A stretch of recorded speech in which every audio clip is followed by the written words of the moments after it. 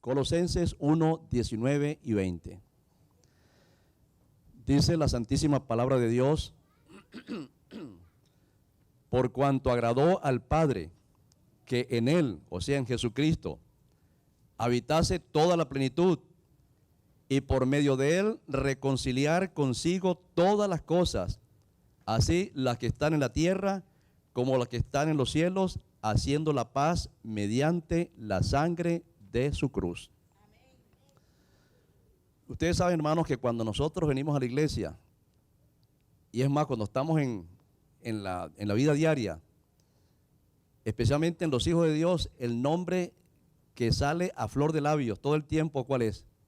Dios, ¿no es cierto? Dios. Dios siempre está en nuestra mente. Dios siempre está en nuestra conversación. Dios siempre está en nuestra imaginación. Pero cuando nosotros hablamos de Dios, estamos hablando de un Dios que por naturaleza es un Dios santo, ¿no es cierto? Dios es santo, santísimo. Dios es justo. Dios es recto. Dios es inmaculado. En otras palabras, Dios es perfecto. En Dios se reúne toda la perfección. Nosotros no podemos concebir un Dios que tenga defecto. Ese es nuestro Dios perfecto en todo sentido. Sin embargo, oigan esto que lo voy a decir ahora, sin embargo, ese Dios santo, ese Dios justo y perfecto, ha sido severamente cuestionado a través de toda la historia. No hay una persona que haya sido señalada o culpable de algo como el mismo Dios que nosotros adoramos. Desgraciadamente, hermano, esta es la historia. Es más, me atrevo a decirles con la Biblia en la mano que Dios ha sido cuestionado, especialmente en su justicia, inclusive antes de que el mundo fuese creado. Señores, se ha señalado a Dios en toda la historia como un Dios injusto. Se ha culpado a Dios como imperfecto, cruel.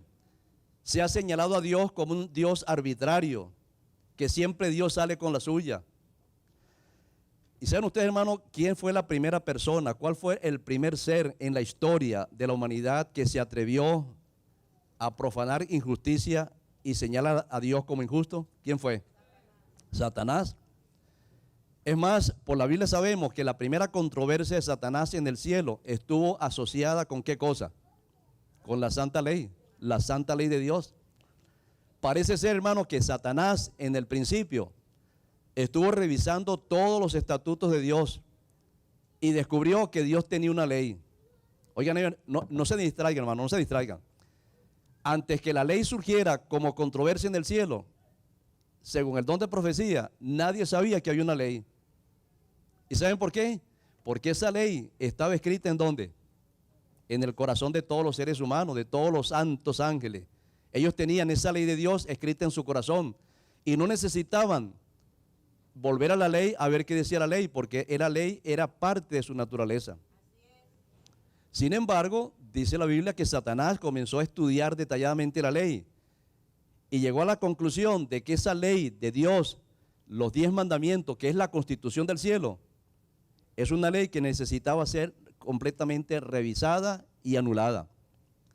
Según el concepto, el criterio y la teoría de Satanás es que esa ley era innecesaria. Porque si existía una ley en el cielo, esa ley era una violación de la libertad de todos los seres creados por Dios.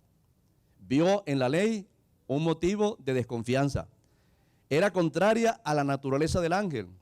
Según la teoría de Satanás, era una violación ilegítima de los derechos de los seres creados por Dios para elegir sus propios caminos. Señores, tremendo problema se le presentó a Dios. No crean ustedes que en la iglesia se nos presentan problemas, y esos problemas vienen pero rodando hace tiempo. ¿No es cierto?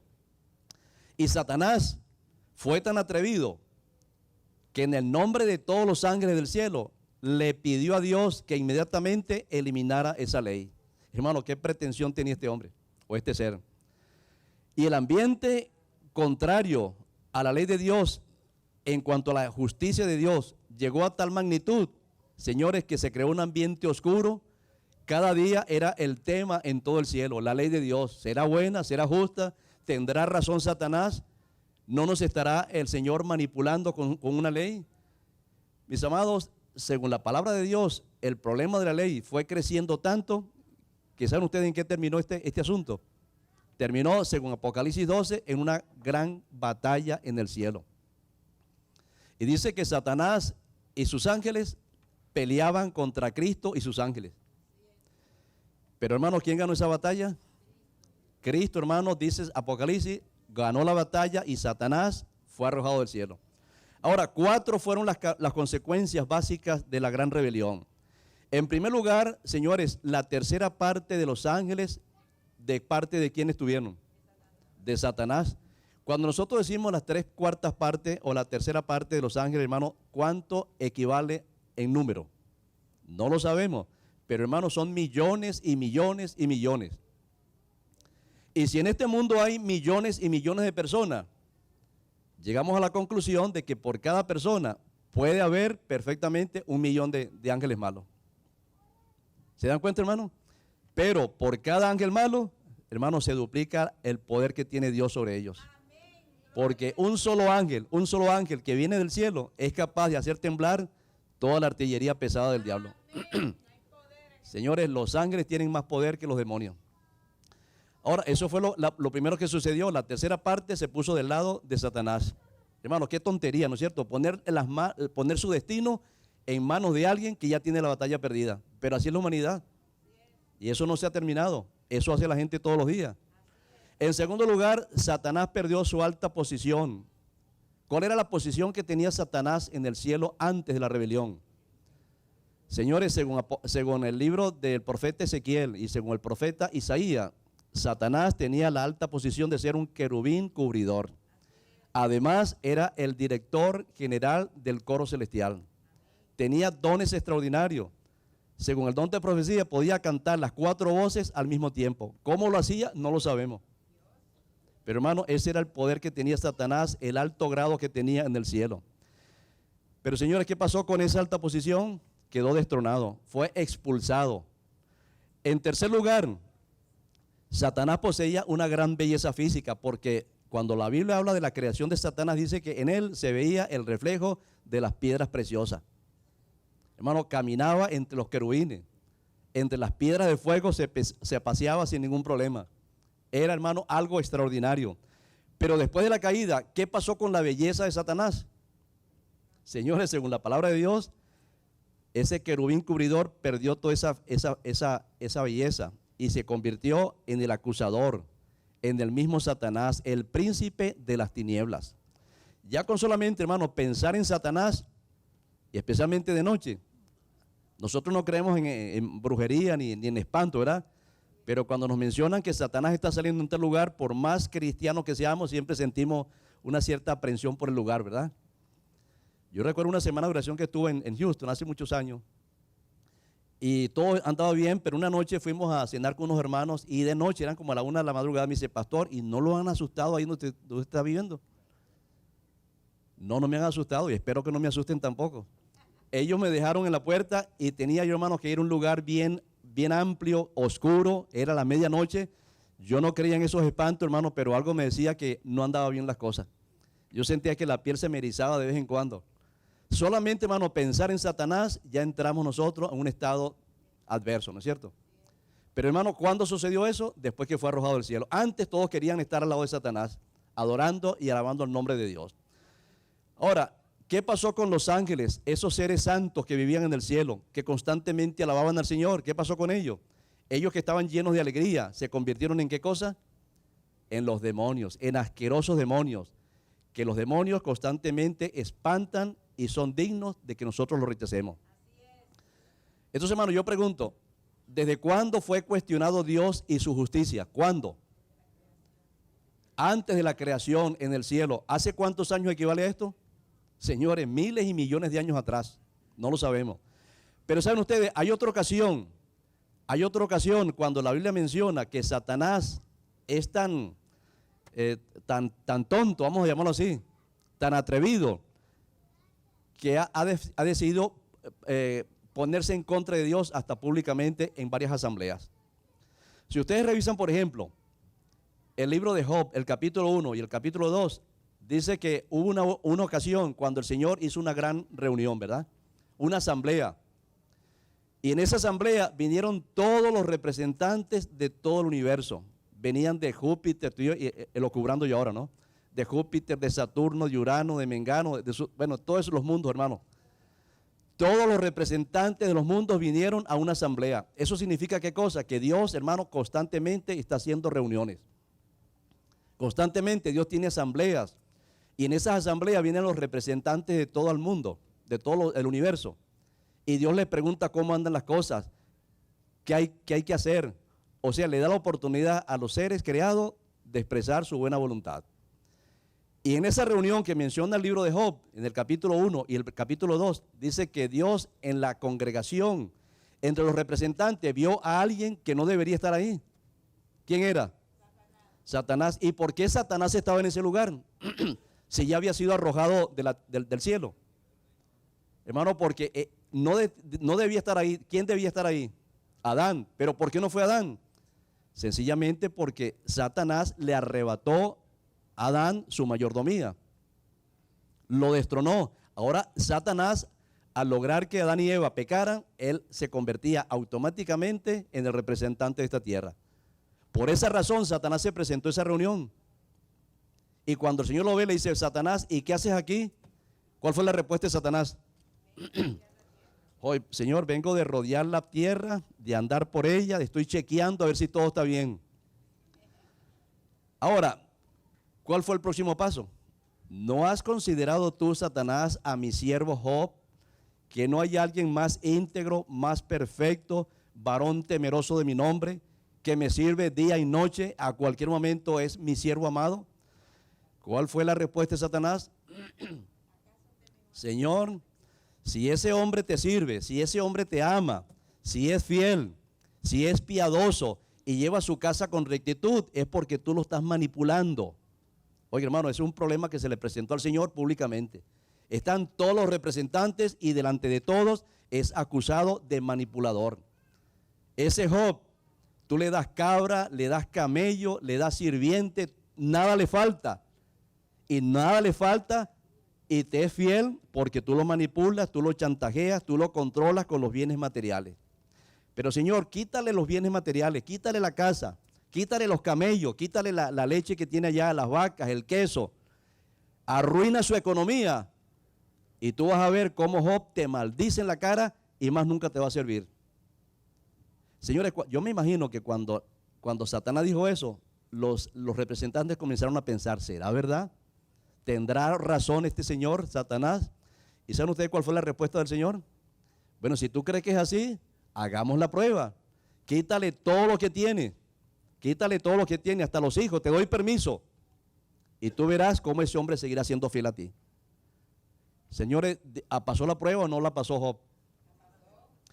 ¿Cuál fue el resultado, hermano, cuando el hombre se le fue todo? En 24 horas ese siervo de Dios quedó completamente arruinado. Ni una sola vaca le quedó viva. Hermano, hasta los árboles se los quemó el diablo. Quedó absolutamente sin nada. La respuesta es, dicen Job 1, 21 y 22, y dijo: desnudo salí del vientre de mi madre y desnudo volveré allá. Jehová Dios, Jehová quitó, sea el nombre de Jehová bendito. Dice el versículo 22, y en todo esto no pecó Job ni atribuyó a Dios propósito alguno. Hermanos, mientras Satanás lo acusaba a Dios de injusto, ¿qué hizo Job? Lo justificó. No levantó su voz para decir: Dios es injusto, ¿por qué me hizo esto? El Señor me lo dio, el Señor me lo quitó, sea el nombre de Jehová bendito. ¿Qué problemas hay?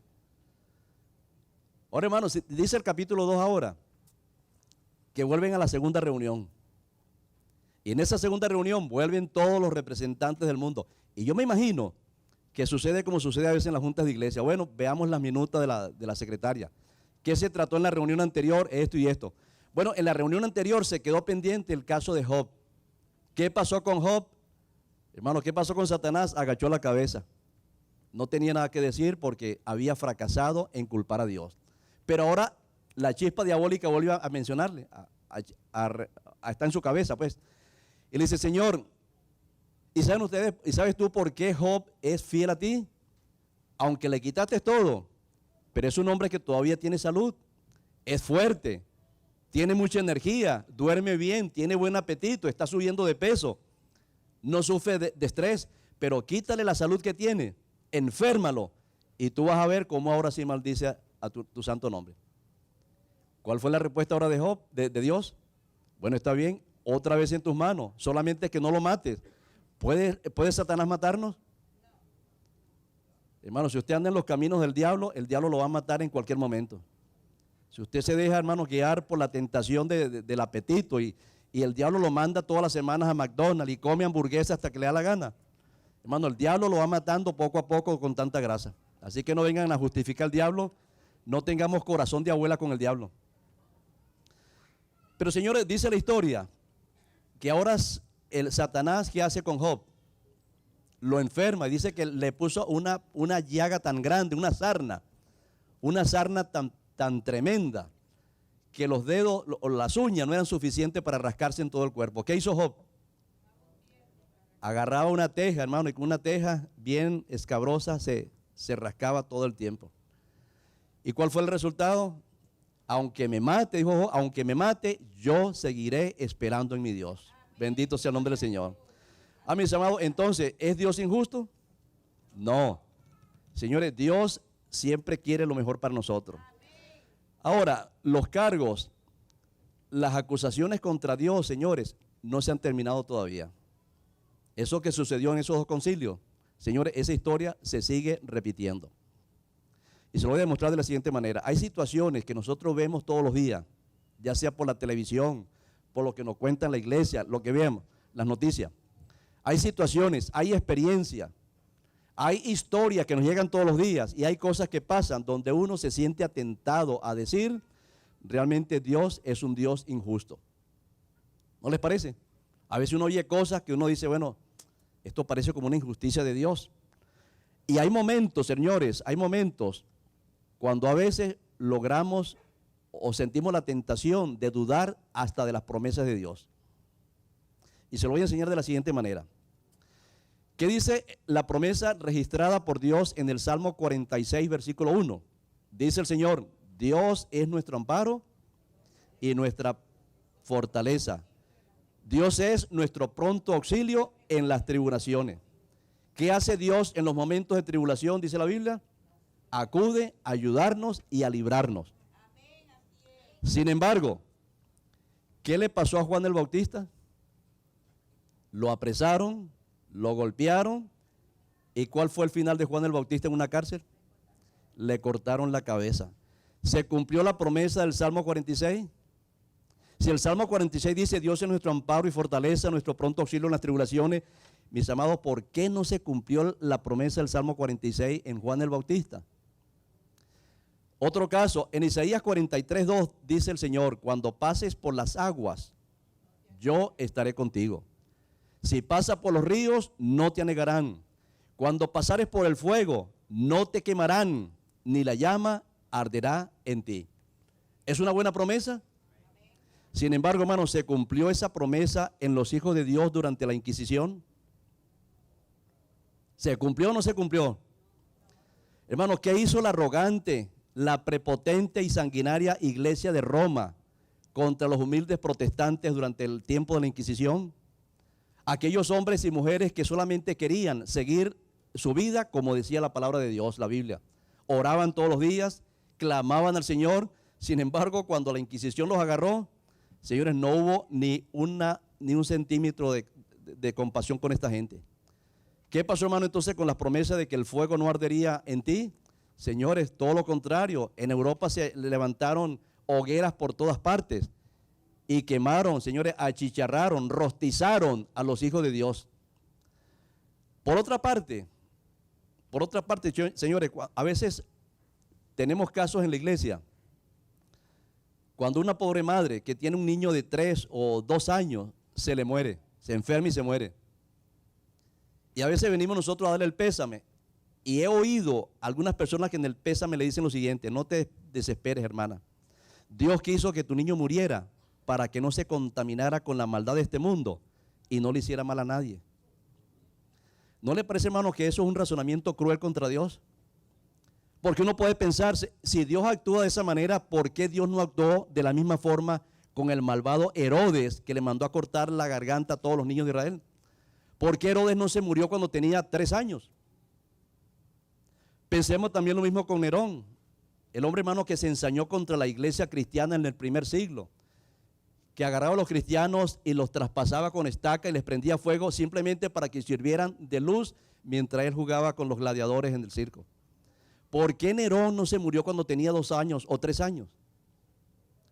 Y si pensamos en Adolfo Hitler, hermano, peor todavía. El hombre que masacró, que mató 6 millones de judíos, incluyendo niños, ancianos, etcétera. ¿Por qué Adolfo Hitler cuando tenía 2 años no se murió? Mis amados, hay muchas cosas que nosotros no podemos entender ahora.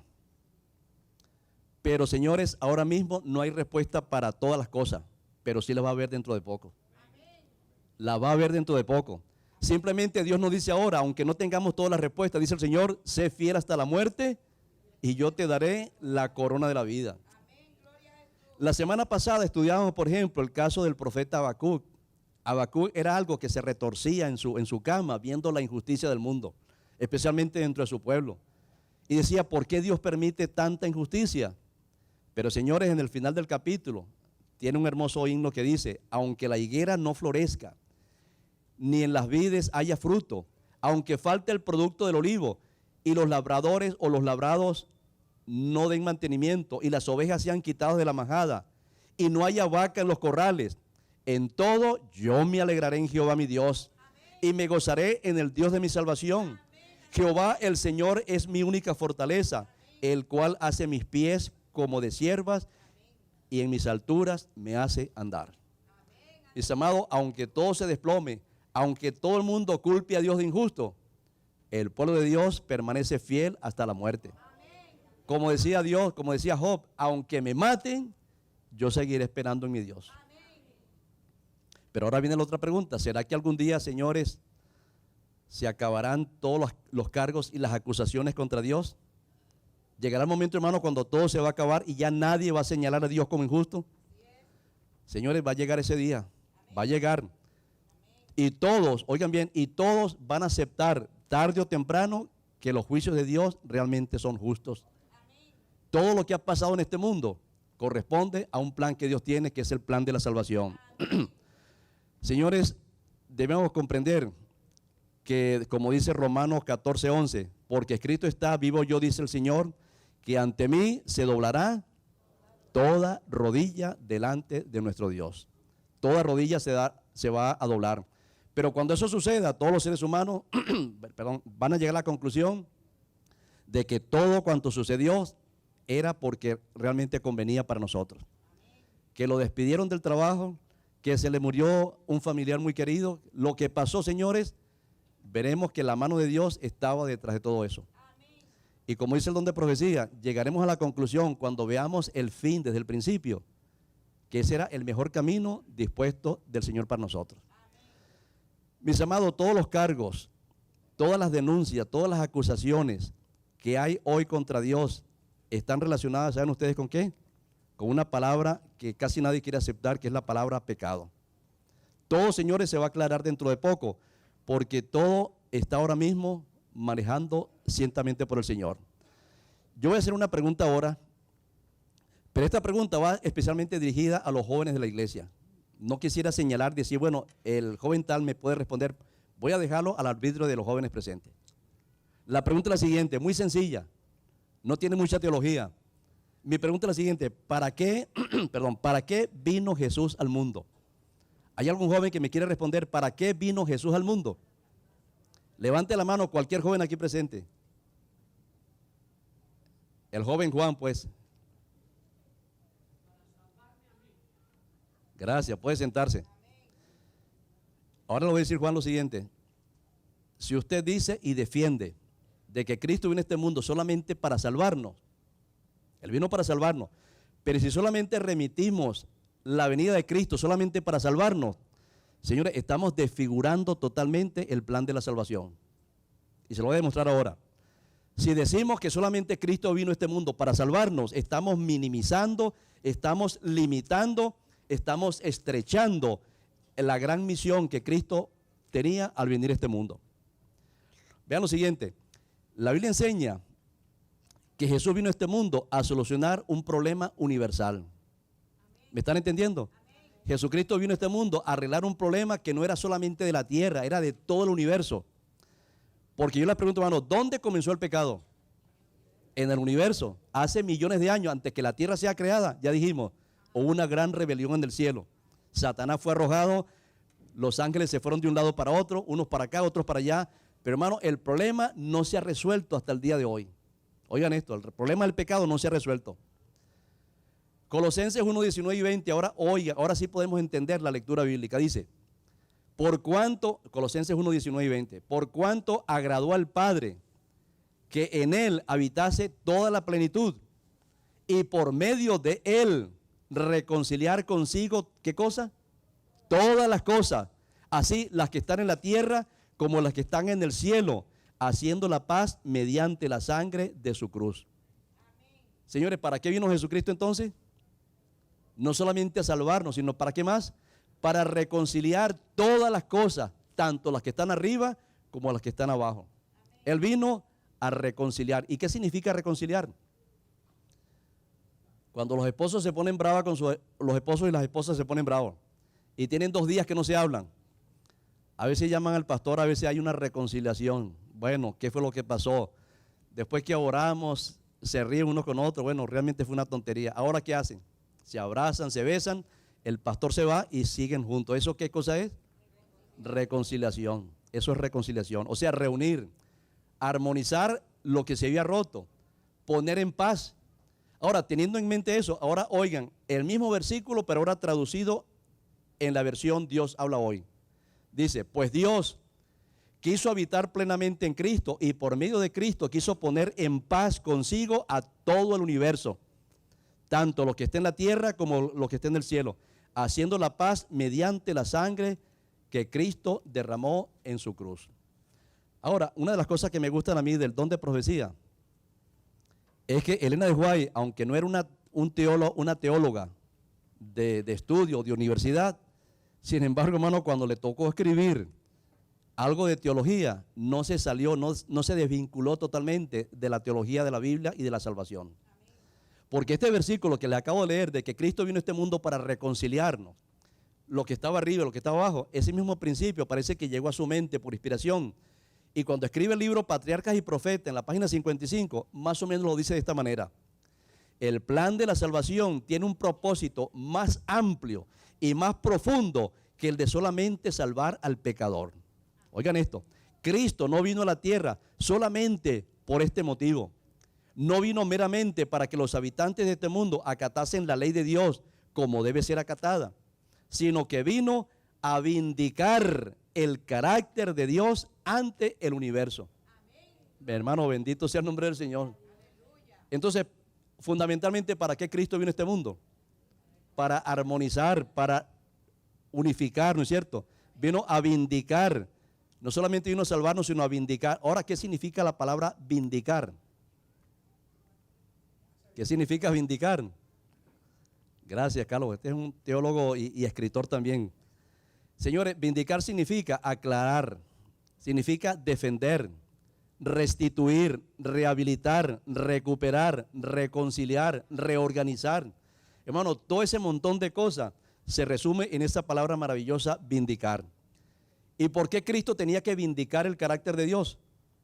Señores, porque el carácter de Dios, la justicia de Dios, el nombre de Dios había sido ensuciado desde la eternidad por el mismo Satanás. Entonces, señores, hasta el momento de la venida de Cristo habían dudas en cuanto a la justicia de Jesús, de Dios.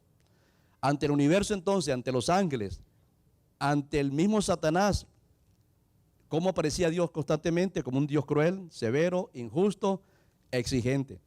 Pero el sacrificio de Cristo hizo todo lo contrario. Esto es lo bueno del Evangelio, hermano. El sacrificio de Cristo demostró todo lo contrario a lo que decía Satanás. Señores, a fin de cuentas, ¿quién era Cristo? Cristo era el Dios encarnado. Y en Cristo, señores, en Cristo la humanidad pudo ver al mismo Dios actuando entre nosotros. En Jesucristo, que era el Dios encarnado, el mundo pudo comprobar y pudo ver de primera plana lo que es el amor infinito de Dios. Porque de tal manera amó Dios al mundo que envió a su Hijo. Y al venir su Hijo, ¿qué vimos? El amor de Dios. pero el amor en su plenitud, no un pedazo de amor. Todo el amor de Dios, hermanos, se vació en ese ser llamado Jesús. Ese era, hermanos, nuestro Salvador. Pero en Él podíamos ver no solamente el amor, podíamos ver la misericordia, podíamos ver la verdad. Por eso reconocen ustedes que un apóstol le dijo: Señor, muéstranos al Padre y vamos a terminar de creer en ti. ¿Y qué le dijo Jesús? El que me ha visto a mí, ha visto al Padre que me envió. Hermano, ese es nuestro Salvador. Así, hermano, que el sacrificio de Cristo lo que quiso hacer es desenmascarar el plan que tenía Satanás de desprestigiar la justicia de Dios. Y la muerte, oigan bien, y la resurrección de Jesús fue la sentencia de muerte para el mismo diablo. El diablo quiso matarlo y lo logró mediante la crucifixión. Pero el diablo lo que no sabía era que la muerte de Cristo era la sentencia de muerte de Satanás y todos sus demonios. ¿Qué dice Juan 12, 31 y 32? Ahora es el juicio de este mundo. Oigan esto, ahora es el juicio. ¿Por qué el juicio? Porque cuando Jesucristo muere, se cerraba el juicio contra Satanás. Ahora el príncipe de este mundo será echado afuera. Y yo, si fuese levantado a la tierra, de la tierra a todos traeré a mí mismo. Mis amados, bendito sea el nombre del Señor. Cada vez que profundizamos estas cosas, no hacemos otra cosa sino alabar el nombre de nuestro Dios. Ahora bien, la mejor manera de conocer la forma como Cristo soluciona el problema del pecado, la mejor manera de conocer cómo Cristo vindica el nombre de Dios es yendo, ¿saben ustedes a dónde? Al santuario terrenal. Porque en el santuario terrenal tenemos una sombra de lo que es el santuario celestial. A fin de cuentas, cuando Moisés edificó el santuario, ¿qué le dijo el Señor? Todo lo que vas a ver en el monte, reprodúcelo minuciosamente. O sea, hermano, si usted quiere conocer más cómo se vindica el carácter de Dios a través del sacrificio de Cristo, no hay otra forma de lograrlo sino yendo al santuario. ¿Y qué es lo que diariamente sucedía en el santuario judío? ¿Qué es lo que diariamente veíamos? Lo siguiente: todos los días veíamos, tanto en la mañana como en la tarde, un pecador atormentado que no había podido dormir durante toda la noche, durante toda la semana, porque había cometido una falta delante de Dios que lo estaba llevando a la locura. Y ese hombre atormentado iba al corral de su casa, sacaba un cordero y se dirigía ¿a dónde ahora? Al atrio. Y cuando llegaba al atrio, hermano, ¿por dónde se metía? No arriba de la cerca, sino ¿por dónde se metía? Por la única puerta que había. Señores, esa puerta era un símbolo ¿de quién? ¿Y saben ustedes qué significa eso? Que tan pronto el pecador llega a solucionar su problema ante Dios, ¿quién es el que se hace cargo de nosotros? Jesucristo, hermano. Nosotros somos clientes de Jesucristo. Cuando usted en la mañana o en la madrugada se despierta preocupado por un pecado y tan pronto comienza a hablar de ese pecado ante Dios, ya Cristo simbólicamente o hipotéticamente lo comienza a abrazar. Sí, hijo, aquí estoy para ayudarte, para que venzas esta falta. Y ya hemos dicho que en el santuario habían 3 puertas, ¿no es cierto? Señores, y cada puerta era un símbolo de Cristo. Ya el hermano Torres lo había dicho, yo lo había repetido también y se lo voy a repetir por 3ª vez. Y después de 3 veces espero que no se les olvide. ¿Cuántas puertas habían en el santuario? Habían 3. La primera puerta era la que iba de la calle para entrar en el atrio. Por ahí donde entraba el pecador con su cordero. Esa primera puerta, ¿cómo se llamaba? El camino. Era la entrada. ¿Y saben ustedes dónde estaba esa entrada? Al oriente. La próxima semana, le voy a explicar por qué esa puerta tenía que estar en el oriente. Hoy no se lo voy a decir, pero se lo voy a decir la próxima semana. En segundo lugar encontramos la segunda puerta, que era ahora ¿cuál? Del lugar santo al lugar santísimo. ¿Se llamaba cómo? La verdad. Y la tercera puerta era que estando en el lugar santo, ahora era el acceso al lugar santísimo. Esa tercera puerta, según la tradición del Talmud, el Talmud judío, se llamaba la puerta de la vida. Ahora, cuando Cristo vino a este mundo, ¿qué fue lo que dijo? Yo soy el camino, yo soy la verdad y soy la vida. O sea, el pecador viene a mí, yo lo remito al Padre y el Padre le da la vida eterna en el lugar santísimo. Hermano, palabras más, palabras menos, ese es el plan de la salvación. Pero una vez que aquel atormentado hombre llegaba con su cordero y pasaba por la puerta, la primera puerta, ¿quién lo esperaba? Ahora, hermano, ahí había un lugar que se llamaba el altar del sacrificio. Ahí había un sacerdote parado, un sacerdote ungido, y le daba la bienvenida. Y ahora el sacerdote ungido le decía, ahora esto es lo que tienes que hacer. Ahora pon tu mano sobre el animal. Mientras tenga la mano sobre el animal, confiesa el pecado que te está atormentando. Confiésalo con fe para que sea perdonado. Y una vez que lo confiese, toma el cuchillo. Una vez que termines tu confesión, ahora agarra el cuchillo y húndelo lo más que pueda en la garganta del animal. Ese corderito, hermano, ¿tenía culpa de todo lo que estaba pasando? ¿Qué culpa tenía ese pobre animalito de morir degollado por este hombre que se descuidó? Hermano, ese cordero era inocente. Ahora viene la pregunta, ¿y por qué ese hombre tenía que poner la mano en la cabeza del animal y no en la espalda o en las patas del animal? ¿Por qué tenía que ser en la cabeza? Hermano, es muy sencillo. ¿Saben ustedes por qué? Porque en la cabeza está la razón.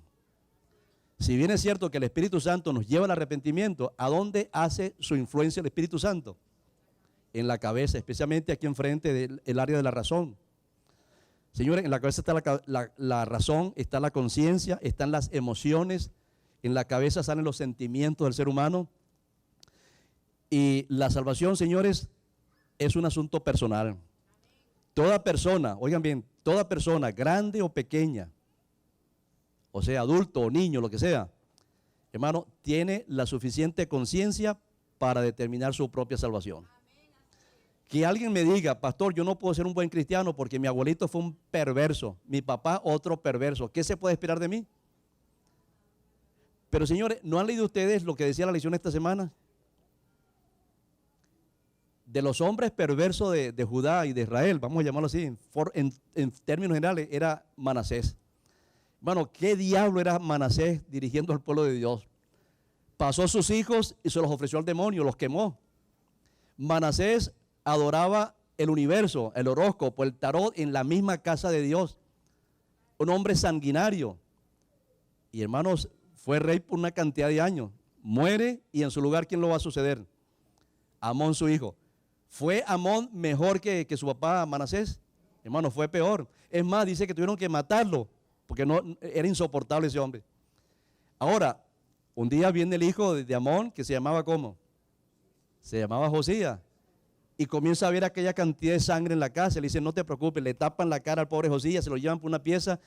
Él dice, tu padre ha sido asesinado, pero en este momento tú comienzas a ser el nuevo rey de Judá. ¿Cuántos años tenía Josías?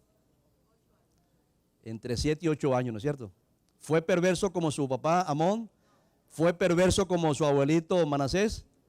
Hermano, dice que desde los 7 años, 8 años, puso las cosas espirituales en la casa de Dios. Acabó, hermano, con toda la hechicería, con toda la brujería que habían tenido sus familiares pasados. ¿Se le puede exigir a un niño de 8 años que sea un buen y excelente cristiano en la iglesia? ¿De dónde sacamos ese cuento? No es que está jovencito, hay que esperar que ellos crezcan, todavía está inmaduro. Hermano, tengamos cuidado con ese razonamiento que no es así, no es bíblico. Todo ser humano, hermanos, está demostrado cuando ponía las manos sobre el animal que tiene conciencia para determinar su propia salvación. Y esto es importante que lo entendamos porque cada quien debe ser salvo por sí mismo. Oigan esto, hermano, especialmente las visitas que no están muy acostumbradas a escuchar estas cosas. Pero toda persona va a ser llamada por Dios en forma individual para responder por las oportunidades de salvación que tuvieron en esta tierra. Nadie, señores, absolutamente nadie nos puede salvar nosotros. Un grupo de hermanos de la iglesia pueden orar por nosotros. Otro grupo puede aconsejarnos, puede motivarnos, puede inclusive hasta llorar por nosotros, pero nadie nos puede salvar. La salvación tenemos nosotros que decidirla por nosotros mismos. Como tampoco podemos nosotros salvar a nadie. Nadie nos puede salvar, no podemos salvar a nadie, nuestra salvación está en el Señor. Ahora, en segundo lugar, al poner las manos este pecador sobre la cabeza del animal, en el momento preciso que está confesando su pecado, el pecado de ese hombre arrepentido automáticamente comenzaba a salir del hombre y a meterse ¿en dónde? En el animal, ¿no es cierto? Señores, y cuando todo terminaba, ¿cuál era la gran innovación del sacrificio? La gran innovación es que el pecador, mejor dicho, el pecador que era culpable, ¿cómo salía? Inocente. Y el pobre animalito que no tenía ni arte ni parte en el pecado de este señor, ahora era el culpable. Las cosas habían cambiado. Señores, yo pregunto, ¿no es esto acaso lo que Dios ha tenido que hacer para podernos salvar? Eso es exactamente lo que Dios ha hecho para que seamos salvos y para que se reivindique el carácter de Dios. Las acusaciones de Satanás, hermanos, se deshacen ante el sacrificio de Jesucristo. Jesús es el inocente Cordero. Bien dice la Escritura, he aquí el Cordero de Dios que quita el pecado del mundo. En el libro del profeta Isaías, en el capítulo 53, dice Jesús que como un cordero inocente fue llevado ¿a dónde? Al matadero, enmudeció y no abrió su boca. Él solamente sufrió el dolor del cuchillo cuando le atravesaba la garganta, simbólicamente. Señores, alabemos al Señor en esta mañana. Alabemos a nuestro Dios por su Hijo querido. Cristo, hermano, es nuestro héroe. Cristo es nuestro Salvador. De Él viene la gran salvación que tenemos. Gloria a Dios, hermanos, por su gran amor al darnos a Jesucristo. Y de no ser por ese sacrificio, señores, ustedes no estuvieran ni yo aquí sentados ni parados. Estuviéramos atormentados pensando en la muerte, que es el fin de todas las cosas. Pero, señores, la muerte no es el fin. Tenemos un glorioso porvenir. La resurrección, hermanos, es parte de lo que Dios nos ha prometido gracias al Cordero que murió por nosotros. Señores, hay muchas cosas que quisiéramos decirle. Después del sacrificio del Cordero, ahora, ¿cómo llegaba ese pecador a su casa? ¿Cómo salió, en primer lugar, cómo salió ese hombre en la mañana? Atormentado, con su Cordero cargado. ¿Me perdonará el Señor? ¿Alcanzaré el perdón? ¿Haré bien el sacrificio? Si fracaso, ¿habrá perdón? Pero, señores, cuando se derramaba la sangre y ya el hombre estaba seguro de que su pecado había pasado al animal, ahora, hermano, se llenaba de paz y llegaba a su casa contento. Ahora sí podía comer porque su pecado había sido perdonado. Ahora yo pregunto, hermano, el hombre se fue contento, libre de su pecado. ¿Dónde quedó el pecado? Pero la ovejita ya murió. ¿Dónde quedó ahora el pecado? Hermano, el pecado no se acabó, no se esfumó, no se transpiró. El pecado sigue en algún lugar. Ya el hombre no lo tiene. Ya el Cordero murió. Ahora, ¿dónde está el pecado? El pecado sigue su curso en la sangre, ¿no es cierto? Porque ahora el sacerdote agarra un hisopo, no se simplemente lo moja y mancha ciertas cosas, sino el hisopo, hermano, se impregnaba de sangre y esa sangre era rociada allá en el lugar santo. Mis amados, ahora saben ustedes cuál es el que tiene el próximo problema. El próximo problema lo tiene Dios. ¿Qué va a hacer ahora Dios con ese pecado? Eso es lo que yo quiero decir, hermano, la próxima semana. Cómo continúa el proceso de limpieza del pecado en el lugar santo y en el lugar santísimo. Preparémonos, hermanos, pero lo importante de este mensaje no es lo que viene, sino lo que ya hemos dicho. Cristo es nuestro único y suficiente Salvador. Gracias a la sangre del Cordero, hoy hay 3 almas en esta iglesia que van a ser bautizadas. Hermano, es un día de victoria. Hoy ha triunfado la sangre del Cordero en la iglesia hispana. Bendito sea nuestro Dios. Dios nos bendiga y logremos, hermanos, que esa sangre nos ayude a permanecer santos y fieles hasta el último momento. Aunque todos culpen a Dios, aunque todas las manos se levanten para señalar a Dios como injusto, aquí hay un pueblo que dice, justos son los juicios de nuestro Dios. Él es nuestro Salvador y el hecho de salvarnos es más que suficiente para nosotros. Bendito sea su nombre.